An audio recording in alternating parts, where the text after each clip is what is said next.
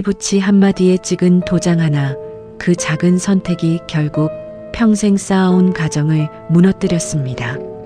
오후 3시 경수는 카페에서 사촌형 정민을 마주하고 있었습니다. 정민의 눈가엔 눈물이 맺혀 있었죠. 정민이 떨리는 목소리로 호소했습니다. 형수님한테는 절대 말 안 해.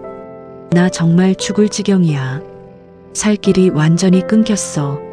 정민은 무릎까지 꿇으며 애원했습니다. 경수는 그 모습을 바라보며 마음이 흔들렸어요. 어린 시절부터 형처럼 따르던 사촌이었거든요. 그냥 보증만 서달라는 거야. 한 달이면 다 정리할 수 있어. 경수의 손이 떨렸습니다. 하지만 피부치를 외면할 수는 없었어요. 결국 붉은 도장을 꺼내 찍어주고 말았죠. 구독과 좋아요는 영상 제작에 큰 힘이 됩니다. 2번 터치하면 이야기가 계속됩니다. 그 순간만큼은 단순한 의리였습니다. 하지만 곧 재앙의 씨앗이 될 선택이었죠.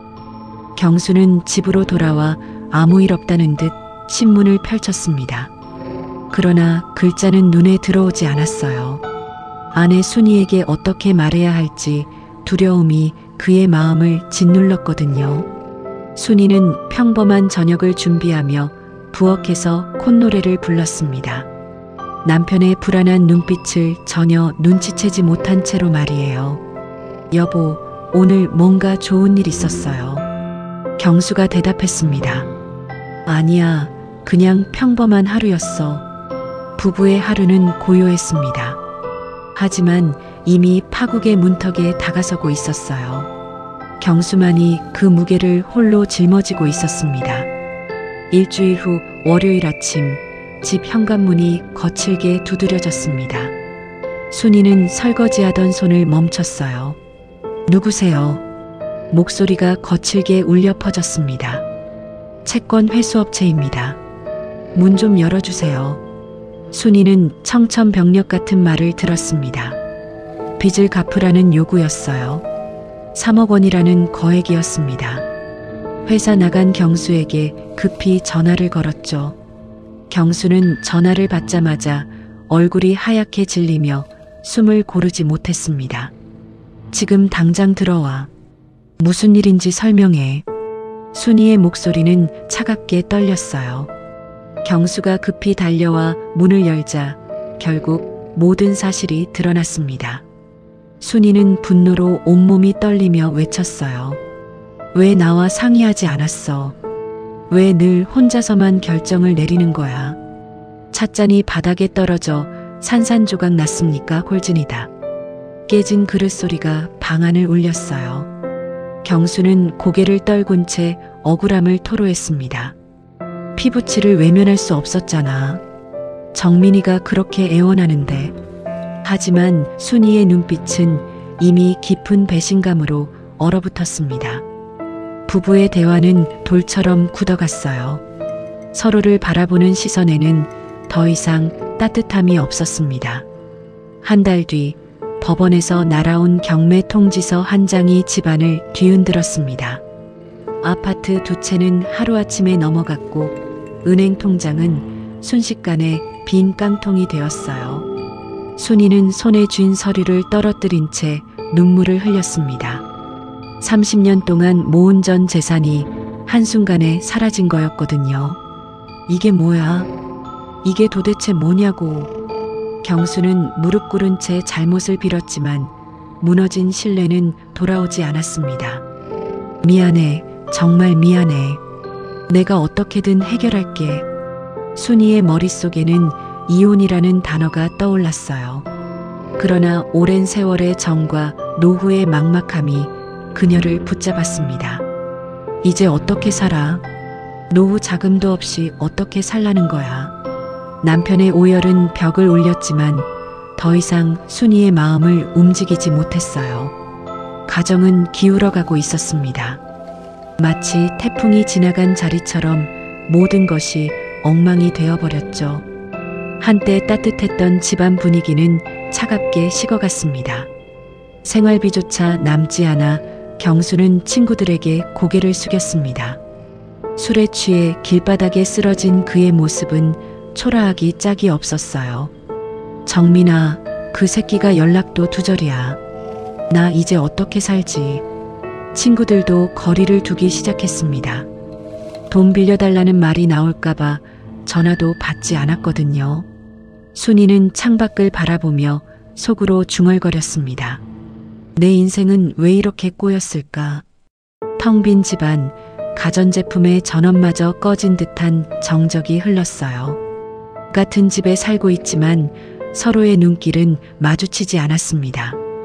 경수는 자존심을 잃었고 순이는 희망을 잃었어요. 대화라고는 꼭 필요한 말 몇 마디뿐이었습니다. 밥은 차려놨으니까 알아서 먹어요. 고마워. 두 사람 사이에 남은 것은 깊은 피로와 무거운 한숨뿐이었습니다.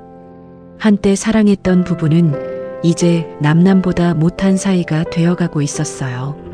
순이는 이혼 서류를 서랍 깊숙이 숨겨둔 채 밤마다 울음을 삼켰습니다. 경수는 그 서류를 알지 못했지만 아내의 차가워진 눈빛에서 모든 것을 느끼고 있었어요. 둘은 같은 방 안에서조차 서로를 낯선 사람처럼 대했습니다. 대화는 짧아졌고 눈빛은 멀어졌어요. 순이가 중얼거렸습니다. 이제 정말 끝인가 봐. 경수도 벽을 바라보며 혼잣말했어요. 내가 모든 걸 망쳤구나. 마치 오랜 세월 함께한 부부가 아니라 억지로 묶여있는 남남 같았습니다. 식탁에 마주 앉아도 침묵만이 흘렀어요. 파국은 눈앞에 다가왔고 작은 바람에도 모든 것이 무너질 듯 위태로웠습니다. 서로의 숨소리조차 부담스러운 지경에 이르렀거든요. 사랑이 미움으로, 신뢰가 원망으로 바뀌어가는 순간들이었습니다. 채권자들의 발걸음은 여전히 집 앞을 맴돌았습니다. 전화벨은 하루에도 수십 번 울렸어요. 경수는 머리를 감싸쥐고 바닥에 주저앉았습니다. 그만 좀 해줘. 제발 그만 좀 해달라고. 순이는 그 모습을 지켜보며 차갑게 돌아섰습니다. 이제 더는 동정조차 남지 않았어요. 자업자득이에요. 당신이 선택한 길이잖아요. 가족이라는 이름은 빚의 무게에 짓눌려 흔적조차 사라져갔습니다. 서로에게 남은 건 원망과 체념뿐이었어요. 우리 이제 어떻게 되는 거야? 경수가 절망적으로 물었지만 순이는 대답하지 않았습니다. 현실은 잔혹했고 희망은 찾아볼 수 없었어요. 부부의 노후는 빚이라는 족쇄에 묶인 채 천천히 질식해가고 있었습니다. 한때 행복했던 추억들마저 쓰라린 아픔으로 바뀌어가고 있었거든요. 순이는 속으로 다짐했습니다. 더 이상 의리도 체면도 없어. 오직 나만을 지켜야 해. 그녀는 남편과의 추억을 떠올렸지만 그 모든 기억은 무너진 신뢰 위에 묻혀버렸어요. 경수는 그런 아내의 등을 바라보며 고개를 숙였습니다. 내가 다 잘못했어. 모든 게 내 잘못이야. 두 사람 사이에는 깊은 골이 파여 있었고 그 골은 메워지지 않았습니다. 서로의 손길은 닿지 않았고 마음의 거리는 끝내 좁혀지지 않았어요. 순이가 돌아서며 말했습니다. 미안하다고 해서 달라지는 건 없어요. 사랑은 이미 사라진 지 오래였습니다. 남은 건 고통의 동반자라는 씁쓸한 운명뿐이었어요. 한 지붕 아래 살고 있지만 마음은 이미 천리 밖에 있었습니다. 서로를 바라보는 눈빛에는 더 이상 온기가 없었거든요. 낡은 월세집의 형광등은 희미하게 깜빡이고 있었습니다. 순이는 창문을 닫으며 속삭였어요. 이제 눈물도 나오지 않아. 경수는 벽에 기대 앉아 담배를 피우며 중얼거렸습니다. 정민이 그 새끼가 내 인생을 삼켜버렸어. 두 사람의 그림자가 좁은 방 안에 길게 드리워졌어요. 한때 넓은 아파트에서 행복했던 부부는 이제 10평 남짓한 월세방에서 서로를 원망하며 살아가고 있었습니다. 순이가 마지막으로 말했습니다. 이제 그냥 이렇게 살아가는 거겠죠. 서로 미워하면서. 경수도 고개를 끄덕였어요. 그런가 보네. 다른 방법이 있나? 그렇게 부부의 노후는 끝나지 않은 멍해를 짊어진 채 이어지고 있었습니다. 사랑이 아닌 고통으로 이어진 동행, 그것이 마지막 남은 현실이었어요. 빚이라는 족쇄에 묶인 채 두 사람은 서로를 붙잡고 있으면서도 서로를 미워하는 기묘한 운명 속에서 늙어가고 있었습니다.